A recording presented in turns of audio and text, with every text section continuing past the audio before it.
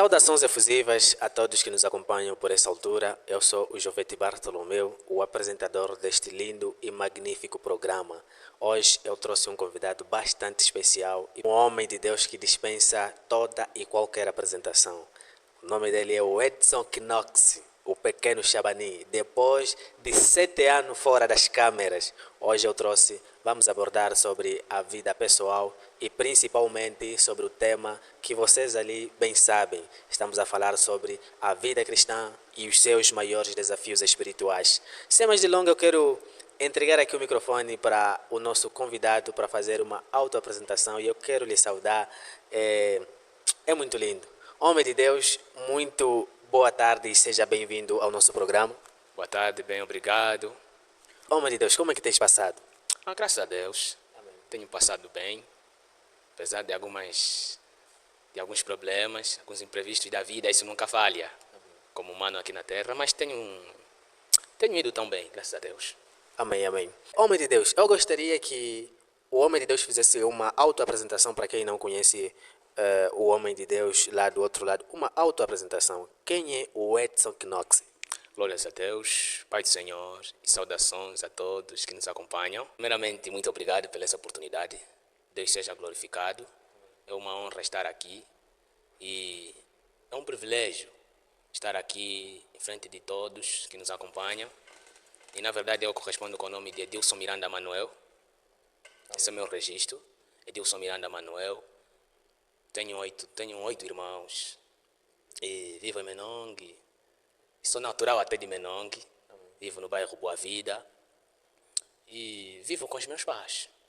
Mas atualmente estou aqui no Ambo, né? Por algumas atividades pessoais. É a razão que... Sim, é normalmente isso. Amém. Glória a Deus. Homem de Deus, quando estamos a falar sobre a vida cristã e os seus maiores desafios, estamos a falar basicamente sobre o quê? Basicamente, estamos a falar das maiores dificuldades que a vida cristã nos apresenta e que coopera para a nossa salvação. Amém, amém. E quais são esses maiores desafios espirituais da vida cristã? Os maiores desafios da vida cristã, em primeiro lugar, nós encontramos o deserto. O deserto é o maior desafio da vida cristã. Por quê? Nós vamos ver que quando Israel foi oprimido, Deus apresentou o deserto para o povo de Israel caminhar. Isso nos leva a entender que o maior desafio da vida cristã é o deserto. Mas o deserto, assim na vida prática do dia a dia, podemos considerar o quê? Na vida prática do dia a dia, das aflições, dos momentos solitários, dos momentos difíceis, aqueles momentos que as pessoas nos abandonam, das perdas, dos cansaços, das aflições. Esse é o deserto, nosso dia a dia. Daquele todo o peso da cruz. Apesar de que o peso da cruz é suave, porque Jesus disse, meu fardo é leve, meu jugo é suave. É levar a cruz. É aquela santidade que nós levamos, porque santificação não é fácil. É aquelas privacidades que nós temos. Aquela falta de liberdade ao pecado. Esse é o nosso deserto. Mas dentro do deserto, segundo o líder, disse que tem alguns componentes dentro daquilo que é o desafio deserto. Amém. Quais são esses componentes? Bem, esses componentes, eu encontro 2 maiores componentes. 3 até. 3 maiores componentes nesse maior desafio. Quais são esses componentes? O primeiro componente são os obstáculos. O segundo são os inimigos. E o terceiro são as necessidades. O líder pode só ainda trazer algumas definições básicas sobre isso, a grande diferença entre elas. Porque muita gente tem dito que o obstáculo é o nosso inimigo. E por essa confusão que tem surgido na mente das pessoas de confundirem o obstáculo com o inimigo, tem sido tão trágico no nosso mundo atual. A diferença que existe entre entre o obstáculo, o inimigo e as necessidades são, em primeiro lugar, o obstáculo é tudo aquilo que nos aparece em frente, com o perfil de que quer nos impedir a progredir, ou a passar, ou a chegar até o nosso destino. Essa é a grande diferença do obstáculo. O obstáculo, ele parece um impedimento e ele aparece em frente do nosso destino. E agora, o inimigo é alguém que não aparece em frente do nosso destino. Ele aparece atrás, ou ele vem atrás do nosso destino. As necessidades, bem sabemos que as necessidades são todas aquelas que nós vimos no povo. As necessidades, quanto às necessidades, são tão diferentes com o obstáculo e com os inimigos. Por quê? Porque as necessidades são coisas básicas. São coisas que às vezes nós faltamos. Por um momento, por uma ocasião, por um momento tá vendo? Da vida, nós passamos algumas necessidades, por momentos assim escassos financeiros, tudo mais. Mas um momento é algo básico. A necessidade não é mais perigosa que o obstáculo e o inimigo. Por quê? O obstáculo e o inimigo são coisas perigosas. Por quê? De um lado, o obstáculo é perigoso, ou seja, o obstáculo é perigoso do lado positivo. Porque o obstáculo tem quedado muita gente na caminhada cristã. E o inimigo é um perigo do lado negativo. Por quê? Porque o inimigo parece que nos apoia, parece que nos ajuda. Mas no seu original, se nós vemos para a Bíblia, o inimigo só tem três objetivos. Os três objetivos do inimigo é matar, roubar e destruir. Foram os egípcios que mataram os filhos de Israel no tempo de Moisés. Foram os egípcios que oprimiram Israel. E foram os mesmos egípcios que perseguiram Israel. Já o obstáculo não. O obstáculo aparece em frente com a aparência de nos impedir. Mas eu queria fazer entender às pessoas que o obstáculo e o inimigo são coisas tão diferentes que nós vamos ver segundo as posições que nós encontramos no deserto. Amém. Eu acho que é uma curiosidade de saber quais são as posições do obstáculo no deserto e qual é a posição do inimigo no deserto. Porque muitas das vezes as pessoas erram, as pessoas falham, as pessoas confundem por não saberem quais são as posições certas que o obstáculo e o inimigo têm no deserto.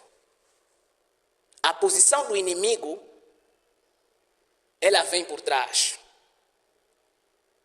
E tudo que vem de trás, ela vem para nos destruir, ela vem para nos retroceder. Ou seja, ela vem para nos fazer voltar atrás. Ela vem para nos puxar, para nos oprimir, nos levar cativo de novo. Mas tudo aquilo que nos aparece em frente, ela aparece para nos levar em mais níveis. Para nos levar em locais mais grandes. Tudo que aparece em frente é algo que nos leva para um lugar melhor. Por isso, se nas nossas vidas aparecer algo em frente no nosso destino, não é o nosso inimigo, é o nosso obstáculo. Porque o obstáculo nos ajuda a crescer e nos ajuda a vencer alguma das coisas. Existe algum método de poder identificar esses elementos lá dentro do deserto? Sim, existe. Sim, existe. Como podemos identificar no dia a dia? O inimigo, nós vamos identificar um inimigo no cotidiano quando nós nos deparar com as pessoas, com aquilo que quer nos fazer voltar atrás. Amém. Com aquilo que quer nos fazer voltar atrás, que nos traz o desejo de nos conformar nas nossas prisões, nas nossas práticas de escravidão. Amém. No nosso cotidiano, posso assim dizer que são aqueles amigos, são aqueles bruxos, são aqueles feiticeiros, são aquelas pessoas, são todas aquelas entidades que querem nos fazer voltar atrás. Amém. São todas as coisas que aparecem para nos fazer voltar atrás sem nenhum outro objetivo, senão este. E agora, nós vamos conseguir identificar no nosso cotidiano os obstáculos, tudo aquilo que aparece em frente. Porque eu tenho dito assim, tudo que é fácil não é boa coisa. Amém. E tudo que é boa coisa não é fácil, é sempre difícil. E o obstáculo é uma dificuldade. Nós vamos ver, vamos conseguir notar uma dificuldade no nosso cotidiano, no nosso dia a dia, quando nós passamos a ver coisas que nos oprimem, mas nos ajudam a progredir. O líder pode dar um exemplo aqui de algo que nos ajuda? Sim, posso dar. Como por exemplo? Vamos fazer um exemplo acadêmico. Existe obstáculo para que você tenha uma influência acadêmica, para que você tenha uma inteligência, uma inteligência admirável, abismável na sala de aula. Você tem que passar a noite lendo. Você não vai ter liberdade que os outros têm. Você não vai ter o tempo livre que todo mundo tem. Parece uma dificuldade, porque por outra tem umas reações. Perder noite, influencia na saúde, mano. Parece uma dificuldade, mas nos ajuda. E como é que podemos identificar a necessidade? Bem, as necessidades nós vamos identificar por falta de alguma coisa. Aquilo não é a tua vida, é um momento. Eu tenho dito que a necessidade é algo que nunca nos deixa. Ninguém no mundo está perfeito. Tem sempre uma necessidade. Exemplo prático. No estudar, existem pessoas que vão ter aquelas necessidades. Há momentos que às vezes as propinas vão falhar, porque também o salário ou as rendas não estão a correr bem. Então pode adiar, por aquele momento pode acumular as propinas. Pode acumular alguns meses e por fim pagar. É uma necessidade básica. Tipo, é uma coisa que você vai sofrer, vai passar, que não te prejudica em nada. Não te prejudica em nada, é só você manter a tua concentração. E eu vou dar o porquê que a necessidade não nos prejudica em nada. Sim. A necessidade é questão de quê? De paciência. Se Israel tivesse a consciência de que a necessidade é questão de paciência, eles não poderiam gastar, eles não poderiam morrer, não poderiam reclamar. Deus já sabia que eu é quem vos tirei do Egito. Vocês não vão mexer em nenhum vosso gado, em nenhuma vossa despesa. Eu próprio vou fazer cair pão. É só questão de quê? De permanência, perseverança, cautela. Porque a qualquer momento, aquilo vai te superar. Amém. Sim. Mas quais são as intenções ou o objetivo que faz com que Deus tire o ser humano e lhe leve no deserto? As razões. Glórias a Deus. Uma pergunta muito séria, muito pertinente. Amém. Que deve se ouvir, deve na verdade se abordar na nossa geração, porque isso tem trazido distúrbios espirituais. Deus escolhe o deserto. Deus opta no deserto. Por que motivo? Primeiro motivo é treinar. Segundo motivo, amadurecer. Terceiro motivo, dar uma vida de experiência. Quando o líder diz de treinar, treinar para quê? Treinar o quê? Treinar para que tenha um futuro melhor. Amém. Porque sabe, uma vida calma custa caro. Uma vida calma, uma vida cautelosa, uma vida relaxada, nos faz perder até o que nós temos. De que modo? Deus, Ele sabe que a vida humana, desde o momento que Adão pecou, a vida estragou. Amém. Os problemas começaram a surgir no universo. A vida não é só de altos, a vida também é de baixo. Amém. E por ser de altos e baixos, Deus, como é o maior professor da história e do universo, Ele pega o deserto para ensinar. Ele faz o deserto como a única universidade para os seus filhos se formarem. Porque a vida lhes apresentará grandes coisas, grandes obstáculos. Vai lhes apresentar grandes batalhas. Essa é a razão. Mas no caso de a vida espiritual, estamos a falar quase o deserto de uma forma geral, não de um jeito específico. No caso da vida cristã, o deserto de um ímpio, ou seja, o deserto do cristão, pode vir como o deserto do ímpio ou não? Não. Por quê? O deserto é a escola dos filhos de Deus.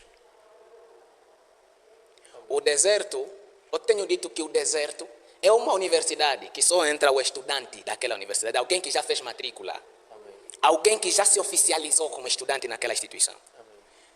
O deserto em si reconhece os deles. Deus nunca vai permitir levar um ímpio no deserto. A aprovação é para os filhos de Deus. O deserto da vida é diferente com o deserto da vida cristã. Porque vida e vida cristã é mais uma coisa diferente. E qual é a diferença? A diferença é que a diferença entre a vida e uma vida cristã é que a vida cristã tem proibições. A vida cristã tem regulamentos que a nossa vida normal, que a nossa vida como sociedade Não está nem ali, não proíbe. Está vendo?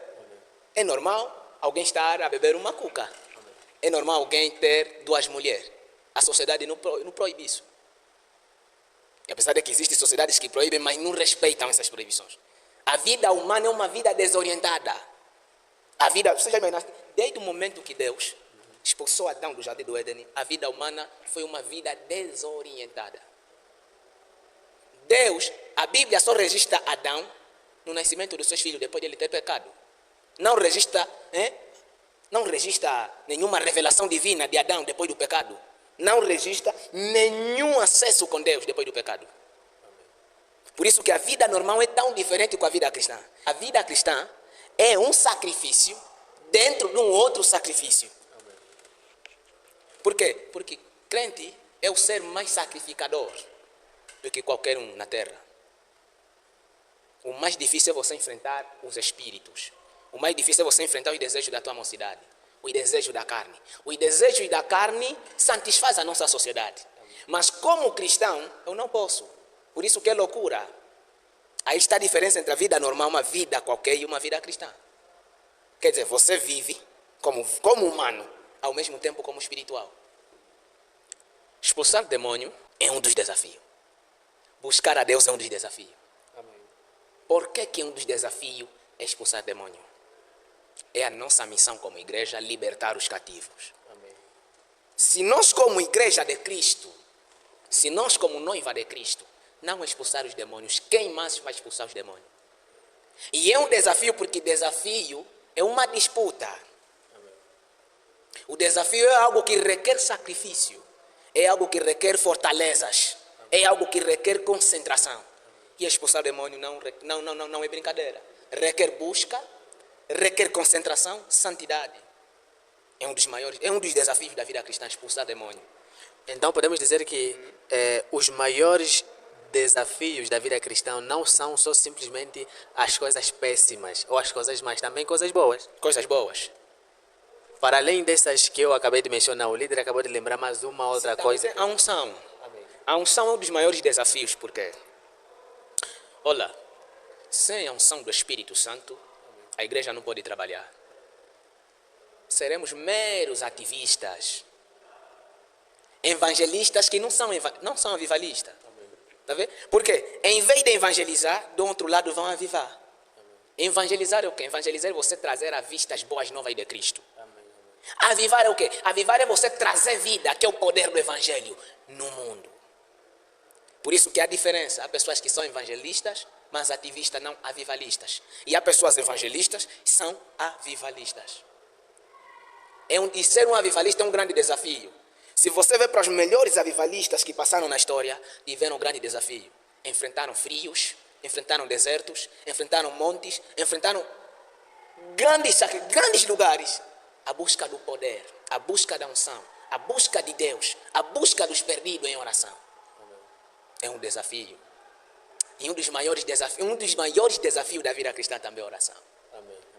Porque a oração e a adoração é diferente. Sabe por que é um dos componentes do maior desafio da vida cristã? Por isso eu chamo também de desafio. Amém. Por quê? Porque no deserto, Deus nos chama para orar. Amém.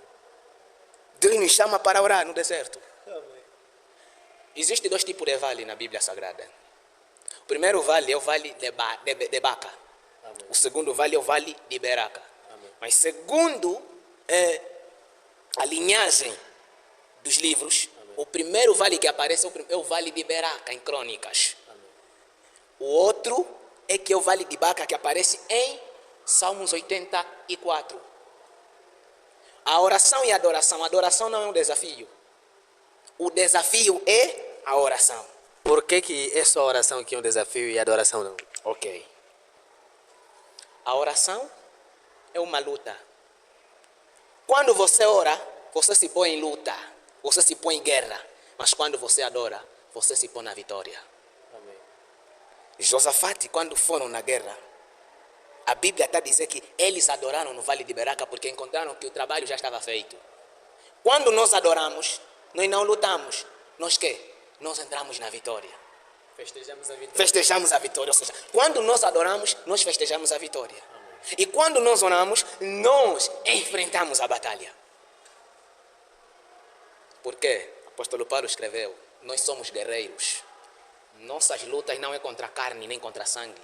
É contra os dominadores, é contra os espíritos, é contra os principados, é contra as potestades que habitam nas regiões celestiais. E se nossa luta não é contra a carne, é porque Deus nos deu essa autoridade para lutar. Amém. E a Bíblia está a afirmar no livro de Salmos, capítulo 84, versículo 8, está a dizer que passando pelo vale de Beraca, de Baca, o vale das lágrimas, o vale das lamentações, eles tornam aquele vale como um manancial de água viva. Por quê? Em que a chuva cai. Sabe por que a Bíblia está a mencionar da chuva que cai no vale de Baca? Não.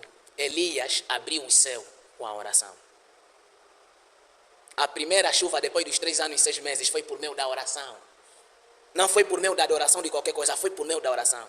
Por isso o vale de Baca, que é o vale da lágrima, é o vale do escasso, é o vale dos problemas, é o vale dos lamentos e dos choros, Deus nos manda orar. E quando nós oramos, nós lutamos. E também não é mal nós adorar no vale de quê? De Baca. Por isso eu disse que adorar não é lutar. Adorar é festejar. Por isso que em vez de nós às vezes lutar no vale de Baca, então adoramos para transformar o nosso vale de Baca para vale de Beraca. Amém. Glória a Deus. Se você está gostando desse lindo e magnífico programa, deixa o teu like, deixa nos comentários a tua opinião e compartilha com alguém que você sabe que é interesseiro por temas dessa natureza. Vamos ler a palavra de Deus em Êxodo capítulo 13. Amém. No livro de Êxodo capítulo 13, versículo 17 a 18, a Bíblia está a dizer: e aconteceu que quando Faraó deixou partir o povo, Deus não conduziu pela estrada da terra dos filisteus. Deus optou em lhes conduzir no caminho do deserto do Sinai. Por quê? Primeiramente, seria mais fácil, e Israel teve todos os motivos de ele reclamar a Deus: por que você nos leva num caminho que nos vai durar 40 anos? Porque primeiramente eles viveram 400 anos de cativeiro, ou seja, de escravidão. 400 anos de escravidão não são 4 dias, nem 40 anos, são 4 séculos. Quantas gerações se passaram? Muitas gerações. Então, Deus não optou na estrada dos filisteus. Por quê? Primeiramente, a estrada dos filisteus é uma estrada curta. É uma estrada que poderia lhe levar 11 dias. Mas não. Por quê? Porque Deus sabia os perigos que a vida imediatista tem. A vida imediatista tem perigos. A vida imediatista tem perigos. Quais são esses perigos? Os perigos da vida imediatista são as grandes batalhas. Porque grandes batalhas devem ser enfrentadas por grandes heróis e grandes guerreiros. E para se ser um grande guerreiro, precisa se passar numa grande formação, numa longa instrução como guerreiro. É a razão que Deus escolheu o caminho longo que o atalho. Por isso que Deus entre a paciência e a pressa, Deus optou na paciência. Porque a paciência é o melhor amigo dos grandes heróis e dos grandes influenciadores modernos e antigos. A paciência. Por não termos a paciência no nosso século, estamos a ver pessoas a apressar o seu ministério. Estamos a ver pessoas a visitarem casas escuras. Estamos a ver tanto no lado religioso, como no lado acadêmico, como no lado social. Pessoas estão a visitar casas escuras. Pessoas estão a comprar diplomas. Por quê? Tudo porque querem uma vida imediatista. Isso tudo chama-se o caminho da estrada dos filisteus. O caminho que é pela estrada dos filisteus é um caminho curto, mas que te custa caro, que te pode matar. No princípio, você vai caminhando muito bem, você vai estar feliz. Por quê? Porque você vai pensar que vou chegar num destino tão fácil. E o destino, no seu original, o destino nunca vai ser fácil. Tudo que parece fácil não é teu destino. É tua pressa. O que parece fácil não é o teu destino, é a tua pressa. O teu destino te custa sacrifício. O teu destino te custa sacrifício. Por isso Deus, mesmo o povo dele sofrendo, Então Deus tinha que optar o deserto. Por isso, Deus escolheu o maior treinamento da vida cristã e o melhor lugar de consolidação da fé cristã no deserto. E eu falo que o deserto é a opção de Deus. A paciência é a opção de Deus. Os atalhos é a opção do diabo. O diabo esses dias vem. Jovem, você na vida cristã está a te custar muito. Na vida cristã está a ser difícil. Jovem, estudar está a ser difícil. Já imaginaste, vais ficar quanto tempo você banhar e não se cremear? Não ter o mundo, não ter o cheirinho. Tudo isso é escola. Olha, tem um caminho que é mais fácil, que é o caminho dos filisteus. O diabo não te fala o perigo. O diabo te mostra os presentes que existem. O diabo te fala dos presentes que nela existem. Da facilidade que existe naquele caminho, não do grande custo que aquele caminho nos dá. Por isso, o sábio Salomão, ele está dizendo que há caminhos que parecem para o homem, parecem caminhos que levam à vida, mas no fim é caminho da morte. Tudo isso, esse tipo de caminho, é o caminho que é a estrada dos filisteus. É o caminho que os jovens atuais, que os cristãos atuais, estão a optar, que no fim estão a cair. E sabe, uma vida fácil, a sua queda, é muito grande. Por isso que Deus disse, para que o meu povo um dia não se arrependa por passar numa grande guerra e volte no Egito, então não vou lhes fazer passar nesse caminho. Sabe por quê? Deus é poderoso. Não poderia lutar por eles. Existem coisas que não é a luta de Deus. Não é a intervenção de Deus. Existe coisa, a experiência. Há muita gente que está a lutar nas coisas. O deserto nos ensina quando é que nós devemos esperar. Quando é que nós devemos meter a mão no mar e quando é que Deus é que deve lutar pelos nossos inimigos. O deserto nos ensina quando é que nós devemos usar as nossas experiências. Quando é que nós devemos marcar os primeiros passos e quando é que é Deus que deve marcar o primeiro passo. Esse é o deserto. O Deus só tinha que marcar o primeiro passo no Egito, na terra do inimigo. Sabe por quê? Porque a maior responsabilidade de Deus não é para aquilo que você sabe fazer. É para aquilo que você não consegue fazer. Israel não conseguia se libertar porque eles sofriam. Ninguém no mundo, ninguém no mundo. Eu falo, se dependesse dos presos, os presos não estariam ali. Não existiria prisão. Mas como depende de uma lei, são sentenciados à caverna, são sentenciados à morte, são sentenciados à prisão. É a razão que eles estão lá permanente. Senão da sua vontade ninguém ama a prisão. Todo mundo quer liberdade. Israel queria liberdade, por isso clamaram a Deus. Mas como eles não poderiam fazer aquilo, Deus tinha que fazer por eles. E algo que eu quero ensinar para esse povo que me acompanha. Sabe? Deus só luta ou só trata conosco no deserto. Enquanto estiveres no território do teu inimigo, Deus trata com o teu inimigo. Amém. Israel estando na terra do inimigo, Deus não tratava com Israel. Deus falava a Moisés para falar ao faraó. Mas quando Israel entrou no deserto, Deus falava a Moisés para que Moisés falasse ao povo de Israel. Então quer dizer, quando nós estamos na terra do Egito, Deus não fala conosco, Deus fala e trata com nossos inimigos. Até que Deus pode falar com nossos maiores, com nosso Jesus, nosso legislador, para que lute por nós, mas não fala conosco. Deus não procura intimidade conosco quando estamos no território do inimigo. Por isso, para você que está a orar, Deus não está a falar comigo. Deus só está preocupado com aqueles que estão a me impedir. Sim, porque você está no território do teu inimigo. Enquanto estiveres no território do teu inimigo, você precisa manter a tua calma e olhar somente. O que Deus olha? Porque Deus, no território do inimigo, não trata contigo, trata com o inimigo. Peguei essa. Então, Deus está a falar, a Bíblia está falando assim, que Deus lhes fez passar no deserto do Sinai. Era normalmente falar que aquele deserto não era de qualquer um. Aquele deserto era do monte de Deus. Era o deserto da autoridade de Deus. Era o deserto dos planos de Deus. Porque é do monte Sinai que veio os planos de Deus para o povo de Israel. É do monte Sinai que veio as tábuas da lei. As leis jurídicas de Israel. As leis cerimoniais e as leis morais do povo de Israel. É do monte que veio. Por que é do monte que veio? Estava a mostrar que é Deus autorizar aquele caminho. E nunca faça nada que Deus não autorize. Se não é da autoria de Deus você andar no caminho onde você está a andar, então não vai. Se não é da autoria de Deus você pregar, se não é da autoria de Deus você abrir igrejas, procurar pastores para estarem nos panfletos, para estarem nas mídias, nas plataformas, então não adianta, porque vai te dar errado. Sabe, Deus só não é conosco quando a decisão é nossa. Quando a decisão é de Deus, Deus é conosco. Amém. Sempre que você estiver se deparar diante de um problema e você vê que teves uma derrota, fica a saber que a decisão não foi de Deus, foi tua.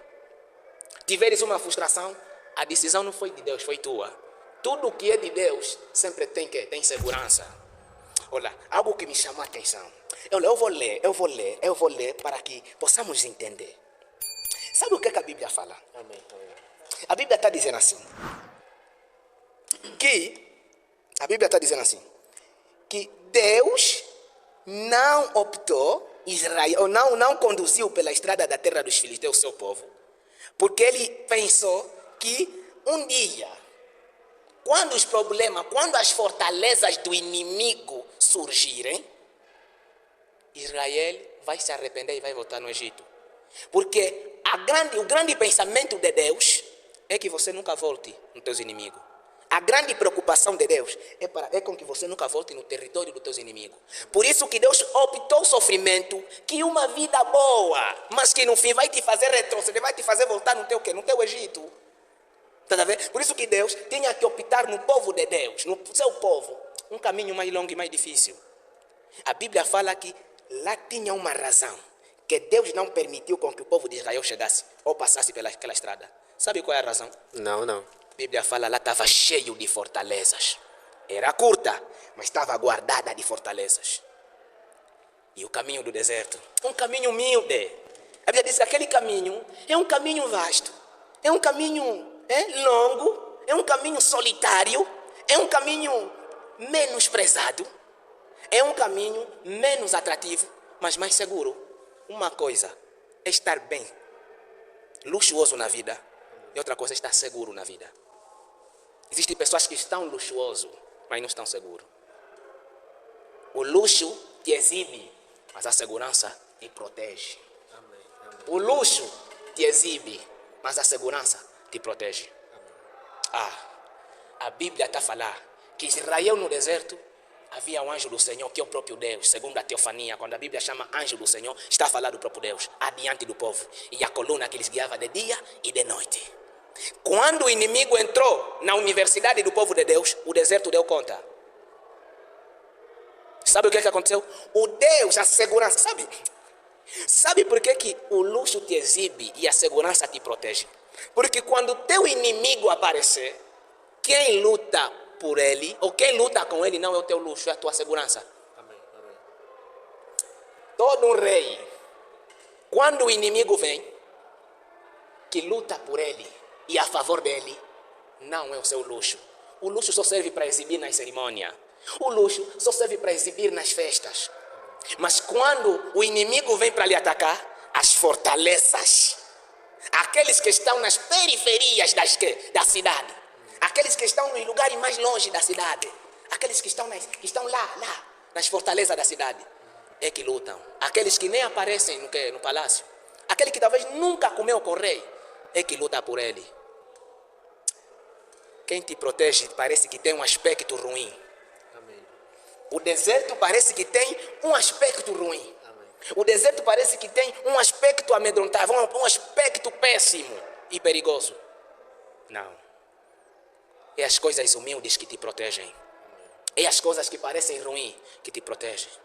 Sabe, existe um erro que as pessoas têm cometido no deserto. Amém.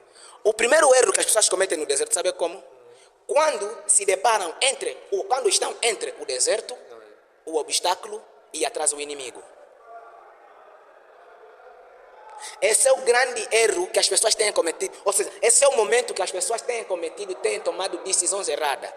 As pessoas tomam decisões erradas no momento difícil, por quê? No deserto, por quê? Porque ele veja para trás, vem o inimigo, vai em frente e vê o mar vermelho. Mas só que algo que Satanás mete nas nossas mentes. Nós não pensamos naquilo que está em frente. Nós metemos a nossa atenção naquilo que vem atrás. Olha, tudo que vem atrás é um detalhe.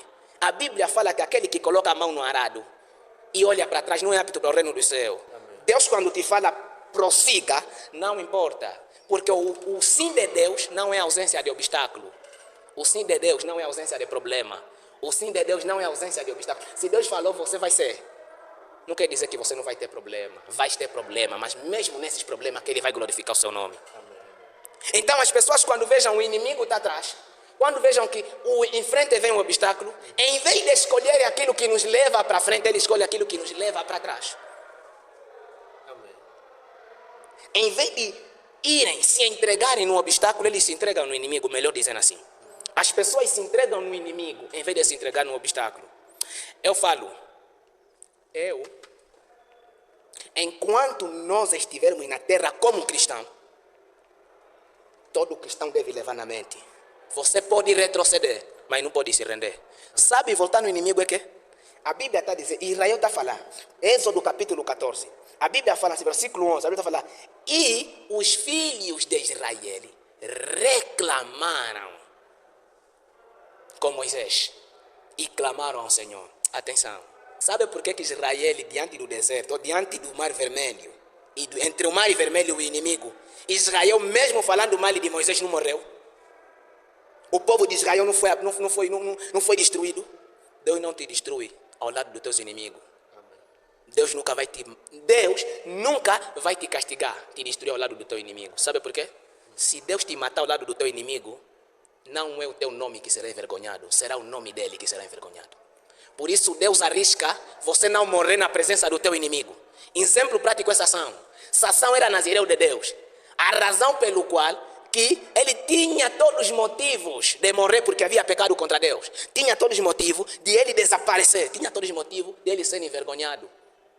Deus não permitiu com que Sansão morresse na presença dos inimigos. Deus permitiu com que Sansão morresse com os inimigos. Amém. Uma coisa é morrer na presença dos teus inimigos, outra coisa é morrer com os teus inimigos. Por isso que a nossa geração tem tido problemas de percepção quanto a essas coisas. Por isso eu disse que o deserto é a maior formação de Deus na vida do cristão. Não existe cristão que não está no deserto.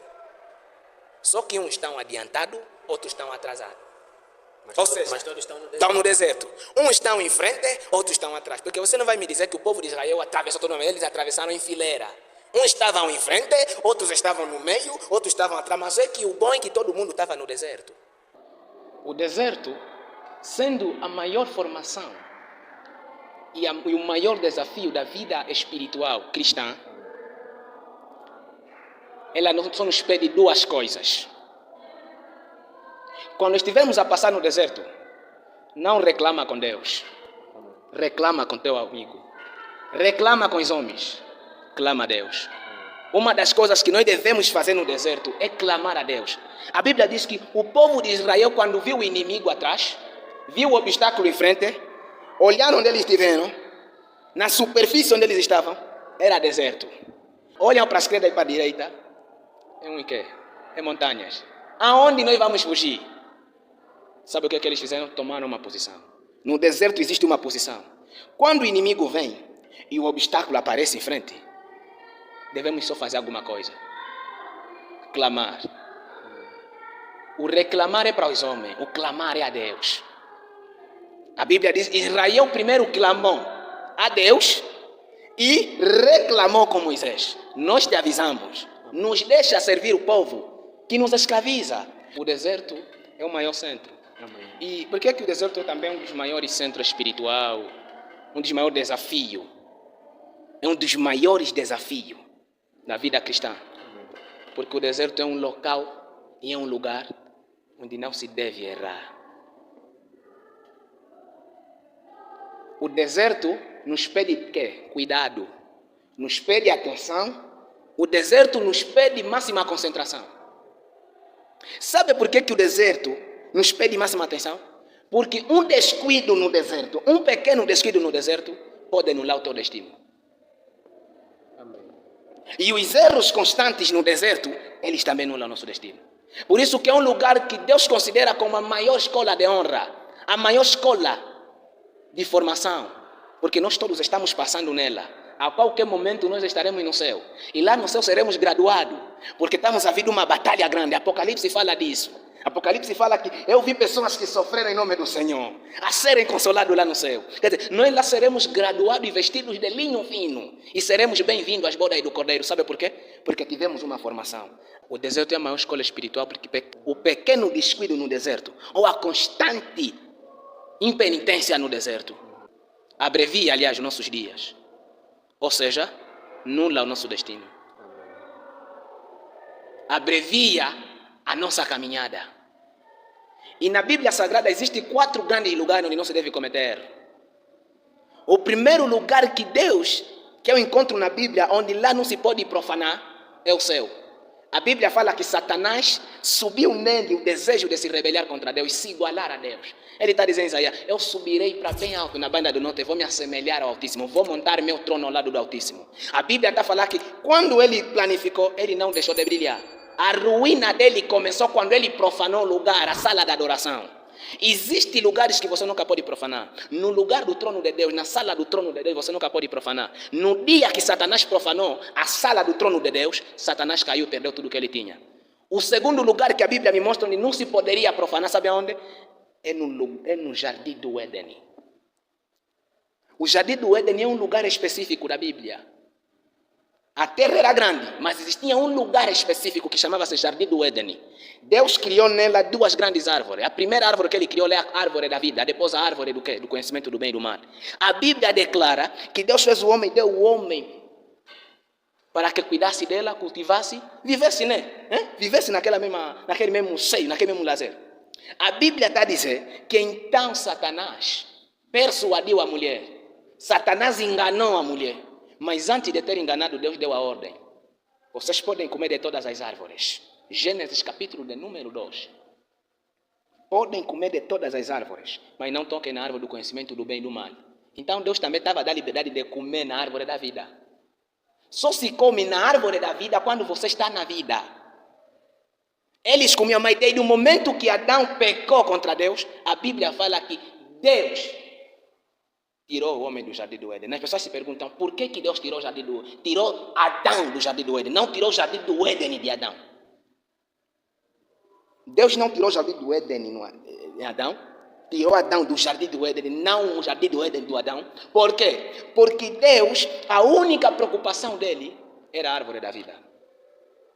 Deus expulsou o homem porque disse, senão esse camarada vai tocar de novamente nessa árvore da vida. Ou seja, vai querer comer da árvore da vida. E quando comer da árvore da vida, vai viver. E como Deus obedece esse princípio, é a razão pelo qual aquela árvore poderia ser tocada. Mas só que não se toca mortal, se toca imortal. Deus sabia que essa árvore foi criada para a solução. Que o problema da árvore do conhecimento do bem e do mal poderia surgir. Poderia gerar, poderia originar no mundo. Por isso é a razão que Deus tinha que falar, Adão, sai do meu jardim. Sabe por quê? Porque aquele lugar é improfanável. Onde há a presença de Deus, não podes profanar. Você pode até profanar em outro lugar, mas onde há a presença de Deus, não podes profanar. A presença de Deus, ele era o quê? A árvore da vida primeiro, depois a presença que todos os dias descia. Por isso Deus tinha que lhe roar de lá. O terceiro lugar sagrado onde não se deve errar, e essa geração precisa entender que não se deve errar, devemos manter cuidado quanto a esse lugar, é o altar. Gênesis capítulo 5, a Bíblia está a dizer que, capítulo 4, a Bíblia está a dizer que quando a Eva conheceu Adão conheceu a Eva, a Bíblia está a dizer que geraram um filho. O primeiro filho foi Caim, depois Abel, pausando. Quando eles começam a crescer, o outro se tornou pastor e o outro agricultor. Chegou uma certa vez que eles tinham que dar sacrifício a Deus. A Bíblia declara que o mais velho, que é Caim, ele recolheu todas aquelas coisas mais péssimas do campo. O resto da sua colheita, as migalhas da sua colheita, foi dar para Deus. Mas Abel foi diferente. Abel entendeu que o altar é improfanável. O altar é um lugar onde deve-se ter muito cuidado para sacrificar. Quando você erra no altar, você está errando com a tua vida. Você erra com o teu impacto espiritual. A Bíblia declara, porque o altar é espiritual. A Bíblia declara que quando deram sacrifício, Deus respondeu de Abel. Mas de Caim rejeitou. Por quê? Porque ele deu algo que não poderia. Algo que Deus não recebe. Porque Deus não é resto. Deus é prioridade. E a Bíblia declara que então Deus se alegrou de Abel. Caim sentiu inveja. Sabe qual é a diferença entre errar no altar e acertar no altar? Existe uma vantagem tremenda. Um impacto extraordinário quando nós acertamos no altar. Mesmo nós estando mortos, nosso sangue vai clamar por justiça. Chama-se que impacto espiritual. Quando nós acertamos no altar, Deus nos dá um impacto espiritual muito grande. A maior parte dos homens de Deus que têm impacto espiritual, homens de Deus, não estou a falar que bandeiros que estão a se titular de homens de Deus. Homens de Deus que têm a palavra, que são cristãos, só têm esse sucesso espiritual porque tiveram acertos no altar. Deram coisas valiosas no altar. E repara que Abel, mesmo morrendo, o sangue dele clamava a Deus. Chama-se impacto espiritual. A Bíblia está a dizer, Deus é o nosso sumo sacerdote. Jesus é o Cordeiro. Amém. Porque a Bíblia fala que Jesus é o Cordeiro de Deus. Que Deus matou para nos salvar. Por que eu tenho que chamar atenção na nossa geração que tem que ter cuidado a apresentar coisas no altar? O próprio Deus foi muito cuidadoso em se apresentar no altar. Deus deu sacrifício 2 vezes no mundo. Primeira vez é quando imolou o cordeiro só para dar pele no homem. A segunda vez foi no Calvário. Sabe, diante daquele altar, o altar do Calvário, que é a cruz do madeiro, Deus não enviou lá Moisés, porque Moisés falhou. Deus não enviou Elias, porque a qualquer momento Elias poderia se esconder. Elias se escondeu de Jezabel. Deus não enviou Josué, nenhum homem. A Bíblia fala que Daniel era o homem amado de Deus. Ezequiel era chamado filho do homem. Davi, homem segundo o coração de Deus. Mas nem com esses Deus decidiu ou escolheu para ser o sacrifício dele no altar do Novo Testamento. O altar do Novo Testamento, Deus foi muito cuidadoso. Tinha que enviar o seu único filho. Quer dizer, o altar é algo que você deve dar, a única e a primeira coisa da tua vida é que você deve dar no altar. Homens que dão a primeira e a única coisa da vida deles no altar sempre terão sucesso espiritual. Mas pessoas que dão a metade da sua vida, o resto da sua vida no altar, são pessoas que serão nulas diante de Deus. São pessoas que terão fracasso diante de Deus. E o último lugar é o deserto. O deserto é um lugar onde você deve ter muito cuidado. Porque no deserto existe provação, disciplina, avaliação. Você imaginaste quando é que nós falhamos numa prova? O que é que acontece? Quando nós falhamos nas provas, o que é que acontece? Sucesso? Alegria? É desgraça. Reprovação. Choro. Reprovação. E eu vou te provar porque é que o deserto é o 4º lugar mais perigoso. Que você não deve pecar. Que se você pecar, você pode abreviar o teu ministério. Um dos lugares que você não deve pecar, deve ter mais cautela é o deserto. E é esse lugar onde Deus prefere nos colocar. Escolheu, optou em nos fazer passar. Primeiro perigo. Quando nós erramos no deserto, a terra pode nos engolir dentro do deserto. Deixamos de existir. Quando nós pecamos no deserto, nós sofremos as pragas. Quando nós erramos no deserto, nós sofremos as maldições. Muita gente fala que o deserto é por causa do pecado. Não. As pessoas é que pecam no deserto, por isso falam que o deserto é o pecado. Não é o pecado. O primeiro objetivo de Deus levar o povo dele no deserto é a segurança do seu povo, a disciplina e a instrução. Quanto às pragas que nós encontramos ali, os pecados do povo, eles é que pecaram por não terem paciência. Eles é que falharam por não ter paciência. E repara, Moisés e Arão não levaram o povo em Canaã, por quê? Por um simples erro. Números capítulo 20. A Bíblia está a dizer que quando Deus lhe disse, vai até as águas de Meribá, fala na pedra diante do meu povo, para jorrar água. Moisés ficou irritado, fez de uma maneira diferente. Deus se irritou. Lhe apareceu e disse, vocês não honraram a minha santidade e a minha palavra diante desse povo. Por isso não são vocês que vão fazer entre esse povo. Sabe por quê? Eles erraram no deserto. O deserto é perigoso. Abreviando. E eu quero enviar uma mensagem para os que nos seguem. Irmãos, tenha cuidado.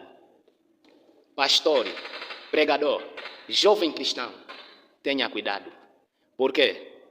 Porque quando você começa a errar na aprovação, você abrevia o teu ministério. Para pessoas que têm ministério, cuidado em errar. Moisés errou, abreviou o ministério. Arão errou, abreviou o ministério. Por um simples descuido. Você pode abreviar o teu ministério. Por isso estamos a ver pessoas que estão a abreviar ministério. Há pastores que o que estão aí a dar sequência não é nada do Espírito Santo. É mesmo as suas forças, é os seus interesses, é as suas ideologias, é a sua coragem, senão de Deus já não tem mais. Por quê? Os erros da vida, o álcool, prostituição, o adultério, feitiço, abreviou o ministério deles. Eu falo, a maior parte dos curandeiros cristãos que estamos a ver, ou seja, que se dizem cristãos, quimbandeiros religiosos que se dizem de profeta, São pessoas que tinham ministério. Eram verdadeiros. Eram verdadeiros, mas por causa da pressa e dos erros que cometeram, abreviaram o ministério. Isso que eles estavam fazendo não é o sacerdócio de Deus, é o sacerdócio do diabo. Por quê? Porque Deus é um Deus de regras, é um Deus de princípio, é um Deus de quê? É um Deus de lei. Tenha cuidado a errar no deserto. O deserto não se erra. Exemplo prático é Jesus. Sabe por que Jesus, o pior perigo da humanidade não estava no Calvário, estava no deserto, no jejum de 40 dias e 40 noites. Amém. Vou te revelar por quê. No deserto, Deus não fortaleceu Jesus. Mas no Getsemane, caminho para o quê? Para a agonia, Deus fortaleceu Jesus Cristo. O maior perigo, a vitória do universo, surgiu quando Jesus venceu no deserto, não no Calvário. No Calvário só terminou, completou, começou no deserto. Você imagina, Jesus lhe vieram com as escrituras sagradas no diabo Satanás. Mas atenção, ele teve muito cuidado e muita cautela. A ponto de ele próprio, a ponto do próprio diabo Satanás fugir, se retirar.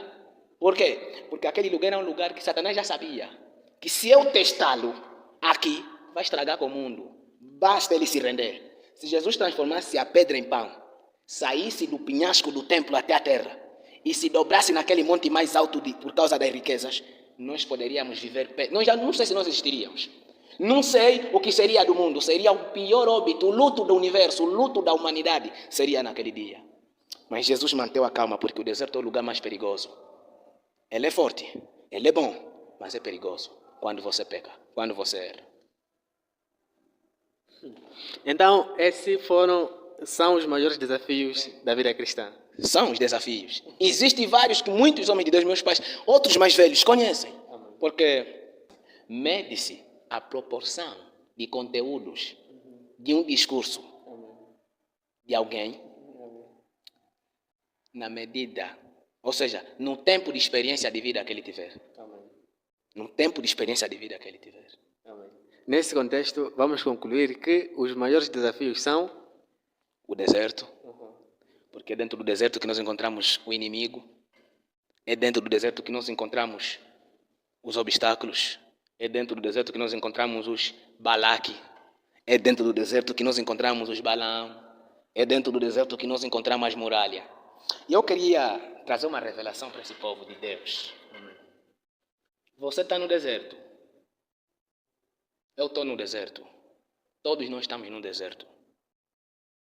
Existem desertos específicos, particular, que nós comparamos como deserto porque é um momento de dificuldade.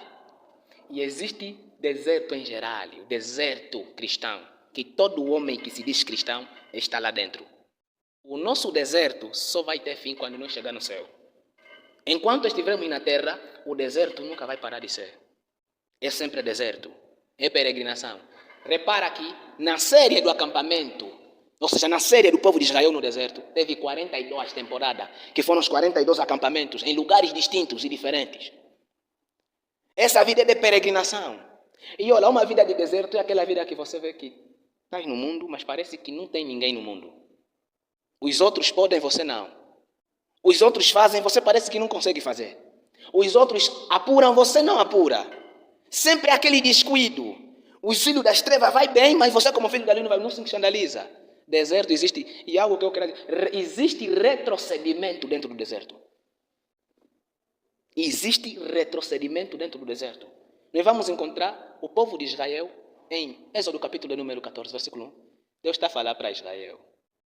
Está a falar, Moisés, fala para o meu povo para retrocederem. Deus vai permitir, existe retrocesso na tua vida espiritual que vai servir para um grande benefício na tua vida. Tem um grande homem que disse assim: retroceder sim, render-se jamais. Eu posso até retroceder, posso dar a volta por cima, posso dar a volta por outro lado, mas eu me render diante do meu inimigo não vou. Deus disse, fala no povo para retrocederem. No deserto existe retrocedimento. Êxodo capítulo 14, versículo 1. No deserto existe necessidade, existe inimigos, existe obstáculo. E o obstáculo não te mata, Por que o obstáculo não te mata? O obstáculo tem uma aparência que tipo é o nosso inimigo, porque nos impede. Ele parece que fecha o caminho. Não. O obstáculo... Ai. O obstáculo só vai te fechar caminho porque ele está vendo algo estranho à tua trás.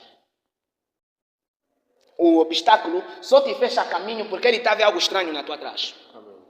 E qual é a única forma de como nós conseguir enfrentar o obstáculo? É uma só. Deus disse, fala no provo para Machá. E você, Moisés, está a clamar o quê? Estende as tuas mãos, pega a vara, bate sobre as águas. O suficiente eu vou fazer. Ou seja, o que você não conseguir, o resto eu faço. Amém. A coisa mais importante, o impossível, aliás, o possível, faça. Manda o povo de Israel entrar. Mas a terra está, o mar está fechado. Não, você não clama mais a mim, o que é teu vai só. Quando você chegar até ali, estende as tuas mãos. Na medida que você estender as mãos, bate a tua vara. E o que aconteceu? Moisés estendeu as mãos. Indicou a vara no mar. Deus fez o impossível. O obstáculo só se abre quando você dá o primeiro passo.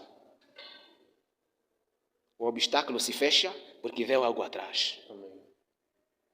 O obstáculo nunca vai te engolir. O obstáculo só engole teus inimigos. Por isso que teu obstáculo nunca vai ser meu. O obstáculo do meu pai não é meu obstáculo. Se eu entrar no obstáculo dele, eu vou morrer. Egito, os egípcios entraram no obstáculo de Israel, morreram.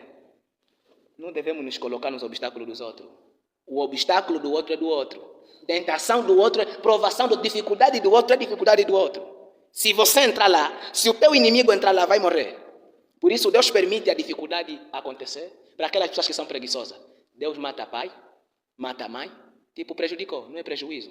Tudo que te ajuda para um futuro é tua bênção, é teu amigo, porque os melhores amigos tragam as nossas festas. Sabe por que Deus disse, o povo dos egípcios você nunca mais lhes verá, mas quanto ao povo dos amorreus, Jebuseu, o povo que está a ocupar o território de Canaã, Deus não lhes odou. Deus lhes meteu ao redor de Israel. Sabe por quê? Porque aqueles serviriam de uma grande revolução para Israel. Cada vez que o pecado lhes perseguia, ou cada vez que eles cometiam um pecado, a Bíblia fala, Deus lhes entregava nos seus inimigos. Tudo que está ao teu lado e te oprime porque pecaste e te arrasta para Deus, não é teu inimigo. Por isso que há diferença. Amém. O obstáculo te oprime, mas quando você se arrepende, ele te deixa. Sabe por quê? Porque é a ordem de Deus. É Deus quem preparou aquele obstáculo. A pessoa perdeu mãe, perdeu pai, ou perdeu o emprego. Ou perdeu o seu salário. Perdeu o seu negócio. Ou melhor, o seu pai ou a sua mãe, aquele que lhe sustentava. Tinha uma vida de oba-oba, uma vida de papai e mamãe. Mas quando o pai morre, eles culpam Deus. Por que culpam Deus? Porque eles não entenderam que aquilo é um obstáculo, não é um inimigo. Por quê? Aquela morte vai vir contra a tua preguiça e o teu mimo que você quer estar crescendo com ele. Quando Deus vê que tem algo atrás, o inimigo, o que é o obstáculo, se levanta. Para que quê? Para que engula. É só você se meter dentro. Se mete só dentro do obstáculo. Você vai ver, desaparece. Amém. Glória a Deus. A conversa aqui está doce. Estou aqui quase sem nenhum comentário porque está doce. Está muito doce. Se você está a gostar ou se você gostou, deixa o teu like. Deixa ali a tua opinião nos comentários e compartilha com alguém. Vamos fazer crescer esse canal porque eu acredito que é o momento já de crescermos e irmos lá. Muito, muito distante. Homem de Deus, recomendações finais. Eu não sei se o raciocínio do líder aqui já culminou ou o líder tem algo a acrescentar com relação a esse tema, que é para culminarmos já quase está ficando noite. Okay. Recomendações finais, ou seja, as últimas palavras. Bem, minhas últimas palavras são, para você que nos acompanhou, leve isso como um tesouro de Deus na tua vida. Amém.